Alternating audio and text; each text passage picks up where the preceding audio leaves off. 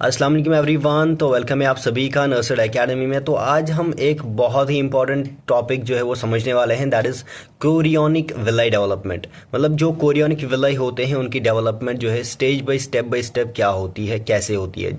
आपको पता होगा जब प्रेगनेंसी स्टार्ट होती है तो क्या होता है, फीटस जो है वो डायरेक्टली मदर के साथ जो है कनेक्टेड नहीं होता, बीच में एक स्पेशलाइज्ड स्ट्रक्चर होता है। क्या होता है, एक स्पेशलाइज्ड स्ट्रक्चर डेवलप होता है जिसे हम क्या बोलते हैं, प्लेसेंटा बोलते हैं। ठीक है, और ये जो प्लेसेंटा होता है इसका जो फंक्शनल यूनिट होता है वो जो एक्चुअल एक्सचेंज करता है, जिसके थ्रू एक्चुअल एक्सचेंज होता है, उसको कहते हैं, क्या बोलते हैं, कोरियोनिक विलाई बोलते हैं। अब समझने वाली बात क्या है, समझने वाली बात ये है कि ये जो कोरियोनिक विलाई होते हैं ये एकदम से डेवलप नहीं होते, एकदम से फुली डेवलप नहीं होते, ये स्टेप बाय स्टेप डेवलप होते हैं।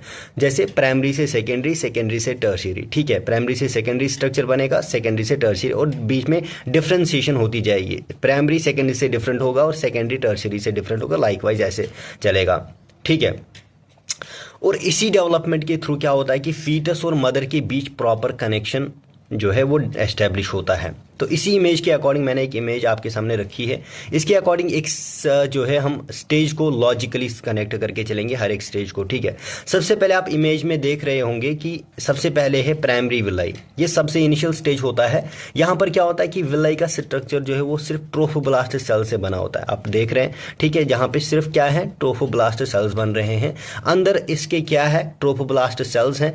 ठीक है, और बाहर से इसको जो कवर कर रहा है, दीज आर द सिंक्शियोट्रोफोब्लास्ट सेल्स। ठीक है, अंदर क्या है, जो कोर बना होता है दैट इज साइटोट्रोफोब्लास्ट सेल्स, और इसके बाहर जो है दैट इज सिंक्शियोट्रोफोब्लास्ट जो उसको कवर करता है। और इसी स्टेज में क्या होता है, इसमें कोई भी ब्लड वेसल नहीं होती। मोस्ट इंपॉर्टेंट क्या है, यहाँ पे कोई भी ब्लड वेसल प्रेजेंट नहीं होती, इसी वजह से इसमें कोई भी एक्सचेंज नहीं होता, कि कोई भी न्यूट्रिएंट्स, कोई भी ऑक्सीजन, कोई भी कुछ भी एक्सचेंज नहीं होता। ठीक है, तो सिर्फ इसमें क्या होगा, बेसिक फ्रेमवर्क बन रहा होता है। ठीक है, मतलब ये एक फाउंडेशन स्टेज होता है जहां स्ट्रक्चर जो वो रेडी हो रहा है, लेकिन कोई भी फंक्शन स्टार्ट नहीं होता। ठीक है, अब इसी प्राइमरी विलाई का जो नेक्स्ट प्रोग्रेशन होता है दैट इज सेकेंडरी विलाई।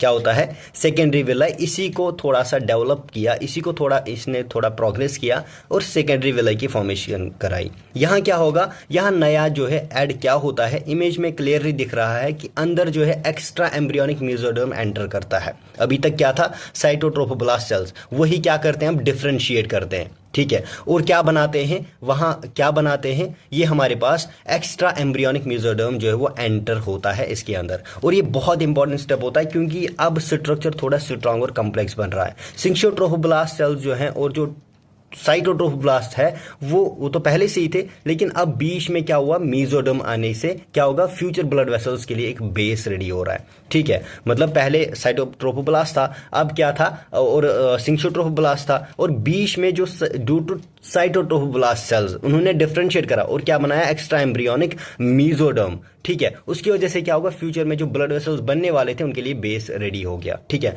मतलब अब विलाई सिर्फ स्ट्रक्चर नहीं बल्कि फंक्शन के लिए भी जो है वो प्रिपेयर हो रहे हैं। ठीक है, अब क्या होगा, अब इसी डेवलपमेंट का फाइनल और सबसे इंपॉर्टेंट स्टेज होता है टर्शियरी विलाई। यहां पर क्या होगा, जो मेसोडर्म आया था उसके अंदर एक्चुअल फीटल ब्लड वेसल जो वो क्या होते हैं, हो जाते हैं, वो डेवलप होने लगते हैं, और यहीं से रियल फंक्शन जो वो स्टार्ट होता है। इमेज में आप एरोज देख रहे हो, ऑक्सीजन और न्यूट्रिएंट्स मदर से फीटस की तरफ जा रहे हैं, और वेस्ट प्रोडक्ट जो है वो फीटस से मदर की तरफ जा रहे हैं। मतलब सिंपल लैंग्वेज में समझो, प्राइमरी विलाई ने क्या किया, उसने स्ट्रक्चर दिया, सेकेंडरी विलाई ने क्या किया, उसने सपोर्ट दिया, बेस प्रोवाइड करा। ठीक है, और टर्शियरी विलाई ने एक्चुअल फंक्शन जो वो स्टार्ट करा, और जहां से मैटरनल और फीटल सर्कुलेशन जो है वो इनडायरेक्टली कनेक्ट होकर एक्सचेंज जो है न्यूट्रिएंट्स का, ऑक्सीजन का या बाकी वेस्ट प्रोडक्ट्स का क्या करते हैं, एक्सचेंज करते हैं। तो पूरा कंसेप्ट एक फ्लो में याद रखना है कि प्राइमरी क्या करता है, स्ट्रक्चर देता है खाली, सेकेंडरी में मेसोडर्म एंट्री होती है, और टर्शियरी में ब्लड वेसल्स और एक्सचेंज जो वो स्टार्ट होता है।